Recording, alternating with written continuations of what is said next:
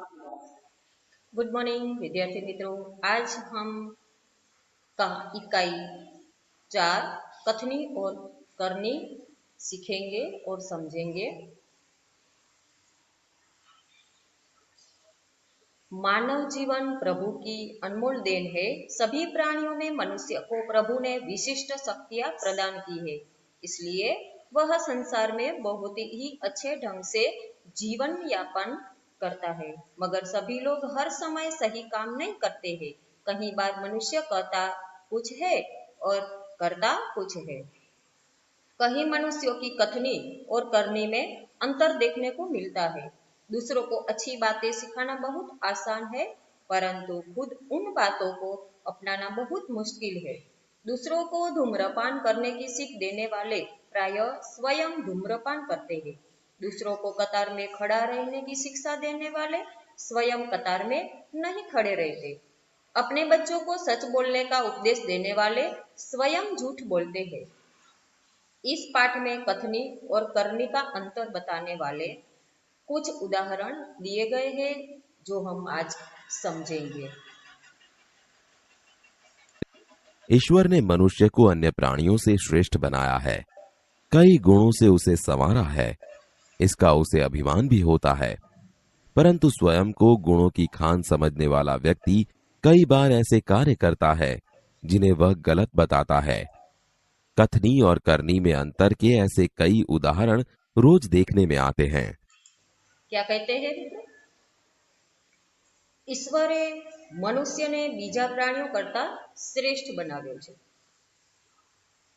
उसका उसे अभिमान भी होता है, એટલે કે એનું અભિમાન પણ એને હોય છે। આનો તેને ગર્વ પણ છે। પરંતુ પોતાને ગુણોની ખાણ સમજનાર મનુષ્ય અનેક વખત એવા કામો કરે છે કે જેમને તે ખોટા ગણે છે। કથની અને કરણીમાં રહેલા તફાવતના એવા અનેક ઉદાહરણો दररोज अपनी नजरे पड़े छे। बस्ती के बीच सरकार ने पार्क बनाने की जगह छोड़ रखी थी। बरसात के मौसम में मोहल्ले के एक सज्जन ने उसमें फूलों के पौधे लगाने की सूझी। बात अच्छी थी। वे कहीं से पौधे लाए, कतार से उन्हें रोपा, देखभाल की। पौधे बड़े हो गए। कुछ दिनों बाद फूल खिलने लगे। पार्क अच्छा लगने लगा। मोहल्ले के लोग सुबह शाम पार्क में टहलने लगे। क्या कहते दोस्तों કે વસ્તીની વચ્ચે સરકારે એક બગીચો બનાવવાની જગ્યા રાખી હતી અને વર્ષા ઋતુમાં તે વિસ્તારમાં એક સજ્જને તેમાં ફૂલોના છોડ વાવવાનું એને સૂઝ્યું। સારી વાત હતી ને એ તો, કે બગીચામાં ફૂલો વાવે। તેઓ ક્યાંકથી છોડ લઈ આવ્યા અને તેમને હારબંધ વાવ્યા, એટલે કે આમ લાઇનસર ક્રમમાં વાવ્યા। તેમની સંભાળ રાખી અને છોડ મોટા થયા। થોડા દિવસો પછી તેમાં ફૂલ પણ આવવા लाग्યા। બગીચો ખૂબ જ સુંદર દેખાવા लाग्યો।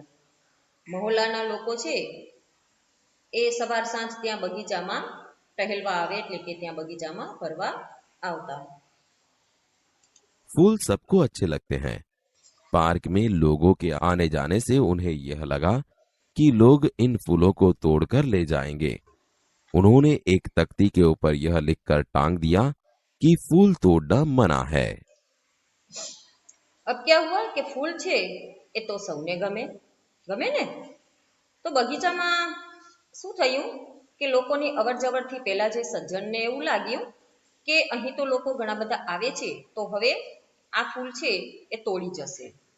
એટલે એમણે શું કર્યું કે તેમણે એક પાટિયા ઉપર ફૂલો તોડવાની મનાઈ છે એમ લખીને ટાંગી દીધું, એટલે કે એક બોર્ડ મારી દીધો કે અહીં ફૂલો તોડવાની મનાઈ છે। आते जाते सब उसको पढ़ते। कोई भी फूलों को नहीं तोड़ता। पर मजे की बात तब सामने आई जब लोगों ने तख्ती लगाने वाले सज्जन को बड़े सवेरे जल्दी जल्दी फूल तोड़ते देखा। पूजा के लिए तोड़ रहा हूं।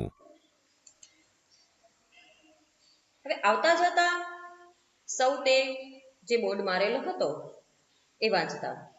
કોઈ પણ ફૂલને તોડતું નહીં। પરંતુ નવાઈની વાત તો ત્યારે ખબર પડી કે લોકોએ પાટિયું લટકાવનાર સજ્જનને જ વહેલી સવારે જલ્દી જલ્દી ફૂલો તોડતા જોયો.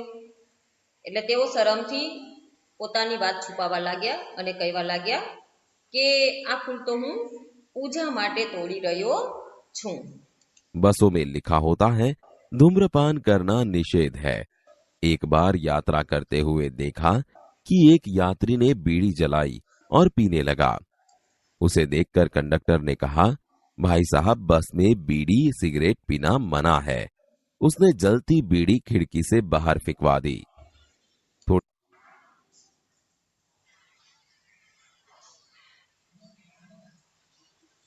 અબ બસોમાં એવું લખ્યું હતું કે ધૂમ્રપાન કરવાની મનાઈ છે. હવે એક વખત શું થયું કે એક વખત જે મુસાફરી કરતા જોયું કે એક મુસાફર છે એ બીડી સળગાવીને પીવા લાગ્યો. તેને જોઈને કંડક્ટરે કહ્યું, ભાઈ સાહેબ બસમાં બીડી સિગારેટ પીવાની મનાઈ છે. તો તેણે સળગતી બીડી બારીમાંથી બહાર ફેંકાવી દીધી. देर बाद कंडक्टर ड्राइवर की कैबिन में जाकर बैठा, सिगरेट जलाई और दोनों पीने लगे।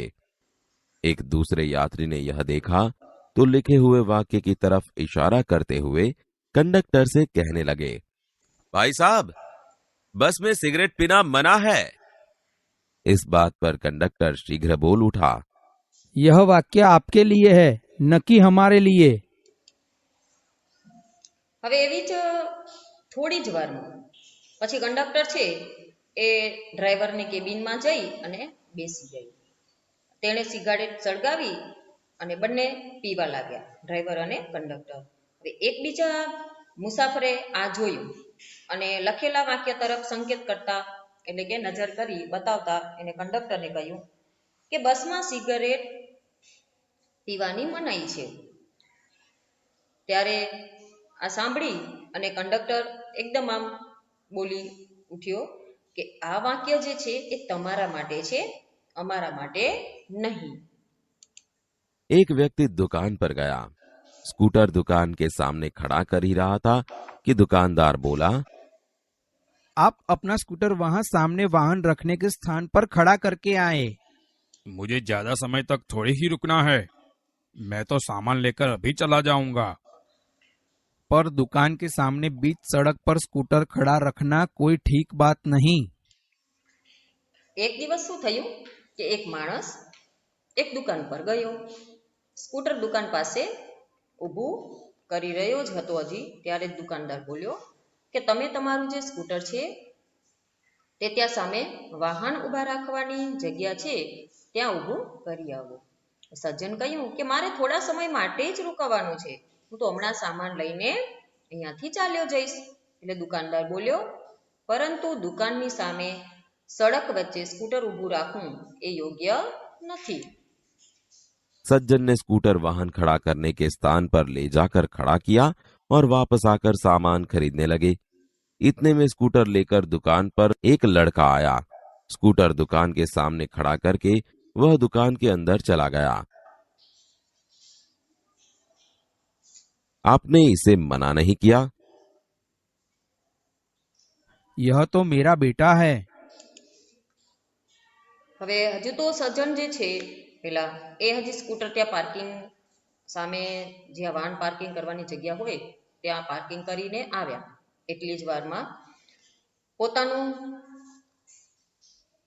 સ્કૂટર વાહન ઊભા રાખવાની જગ્યાએ લઈ જઈને ઊભું તો એણે રાખ્યું અને પાછા આવીને તે સામાન ખરીદવા લાગ્યા.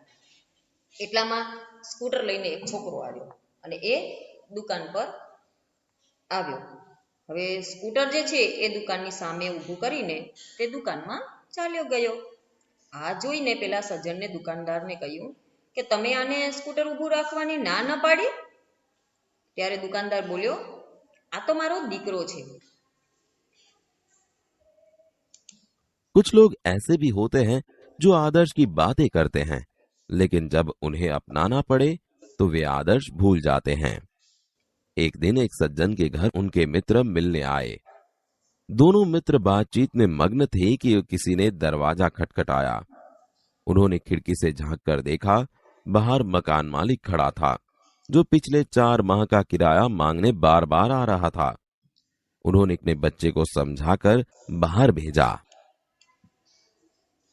આમાં લેખક શું કહેવા માંગે છે કે ઘણા લોકો એવા હોય છે કે જેઓ પોતે આદર્શની વાતો કરે છે, પણ જ્યારે તેને અપનાવવાનું હોય છે ત્યારે એ આદર્શને પોતે જ ભૂલી જતા હોય છે.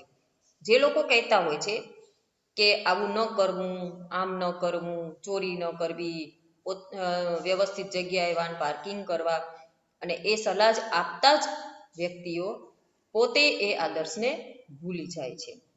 હવે એક દિવસ એક સજ્જન ને ઘેર તેમના મિત્ર એમને મળવા આવ્યા. બંને મિત્રો વાતચીતમાં તલ્લીન હતા, મગ્ન હતા. ત્યારે કોઈએ દરવાજો ખખડાવ્યો. તેમણે બારીમાંથી નજર કરી અને જોયું તો બહાર છે એ મકાન માલિક ઊભા હતા. તે છેલ્લા 4 માસનું ભાડું માંગવાનું વારંવાર આવતા હતા. એટલે તે સજ્જને પોતાના બાળકને વ્યવસ્થિત વાત સમજાવી અને બહાર મોકલ્યો. जब बच्चा बाहर गया तो मकान मालिक ने उससे कहा, तुम्हारे पिताजी से कहो कि मैं मकान का किराया लेने आया हूँ. એટલે શું કીધું કે બાળક છે એ બહાર ગયો અને મકાન માલિકે તેને કહ્યું કે તમારા પિતાજી કહે, એમને જઈને કહે કે હું મકાનનું ભાડું લેવા આવ્યો છું. पिताजी ने कहा है कि वे घर पर नहीं हैं. बच्चे की बात सुनकर मकान मालिक हंसने लगा। घर में बैठे मित्र के चेहरे पर भी मुस्कान आ गई। હવે આવી બાળકની વાત સાંભળી અને મકાન જે માલિક હતો એને શું થયું, હસવા લાગ્યો. કારણ કે પિતાજી તો ઘરમાં હતા. એટલે એને બાળકને જે શીખવાડ્યું હતું કે એને કહી દે કે પિતાજી ઘરમાં નથી. હવે બાળક તો નિર્દોષ કહેવાય, એટલે બાળક કહી દીધું આવીને કે પિતાજીએ એવું કહ્યું છે કે પિતાજી ઘરમાં નથી, એવું જઈ અને એ મકાન માલિકને કહી દે. બાળક તો જે એના પપ્પાએ શીખવાડ્યું હતું એ કહી દીધું. એટલે એ જે ઘરમાં બેઠેલા એના મિત્ર હતા એ પણ એને હસવું આવ્યું અને તે જોઈને પેલો જે સજ્જન છે એ પણ શરમાઈ ગયા. जिसे देखकर वे सज्जन पानी पानी हो गए। एक सज्जन ने अपने पोते को यह सिखाया था कि हमें कभी किसी काम को गलत ढंग से नहीं करना चाहिए, सदा अपनी बारी की प्रतीक्षा करनी चाहिए। એવો જ એક બીજો કિસ્સો જોઈએ કે એક જે સજ્જન છે એ પોતાના પૌત્રને શીખવાડ્યું હતું કે આપણે કદી કોઈ કામ ખોટી રીતે ન કરવું જોઈએ. હંમેશા પોતાના વારાની રાહ જોવી જોઈએ. ક્યાંય પણ જઈએ તો આપણો વારો આવે એ રીતે આપણે રાહ જોવી જોઈએ. बिल जमा कराने वालों की लंबी कतार देखकर वे कोई उपाय सोचने लगे। उन्होंने खड़े हुए लोगों को ध्यान से देखा। आगे ही एक परिचित व्यक्ति खड़ा दिखाई दिया।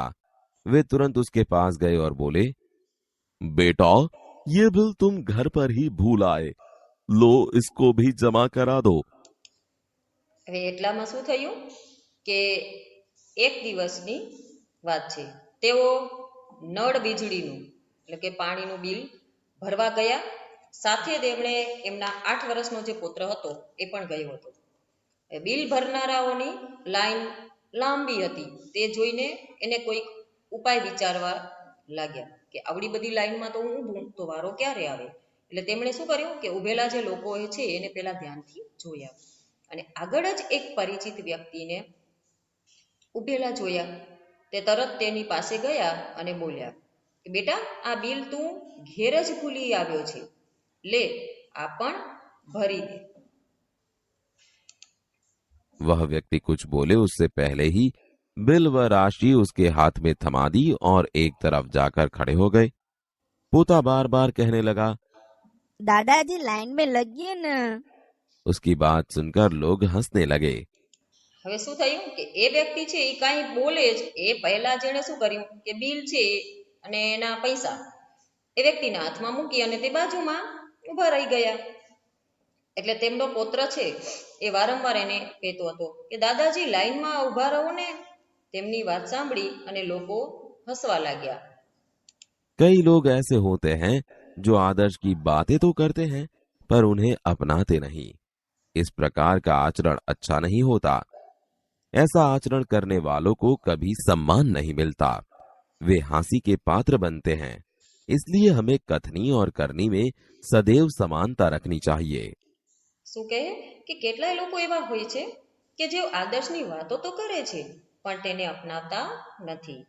આવું આચરણ સારું ન કહેવાય, કારણ કે આવું આચરણ જે કરનારાઓ છે એને ક્યારેય પણ આદર માન મળતું નથી. તેઓ હંમેશા હાંસીને પાત્ર બને છે.